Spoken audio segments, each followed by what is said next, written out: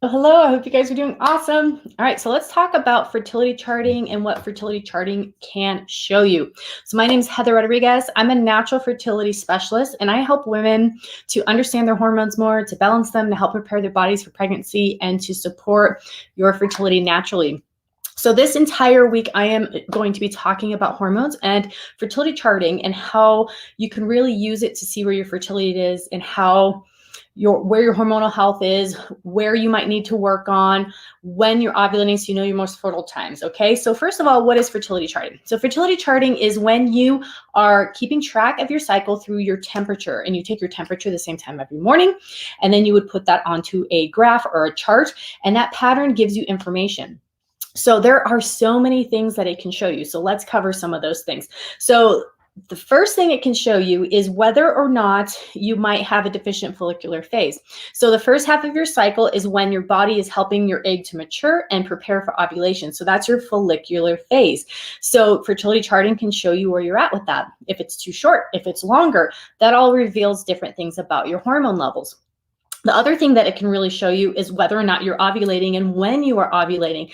This is a big thing that I see with a lot of couples is they don't know when their most fertile times are. Even people who are already moving straight to IVF, they haven't even pinpointed when they're most fertile or whether or not they're ovulating. So I really love fertility charting for that because it can really help you to know if that's something you need to work on. And then when you are ovulating is really important so that you're timing everything right.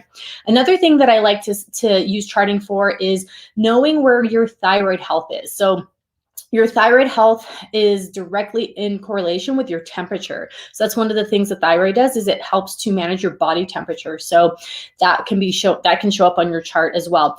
It can confirm ovulation. There are very few things that actually confirm ovulation. Yes, a lot of ladies use OPK tests and they use those to see when their fertile time might be coming up. But when it comes to your actual time and that you actually did ovulate, fertility charting is where it's at. Because an OPK test can say positive for fertile time, but you could still not be ovulating.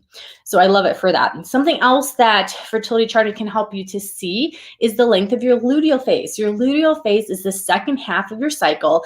And this is when you have implantation occurring. This is when you can tell where your progesterone levels might be at, depending on your temperature rise.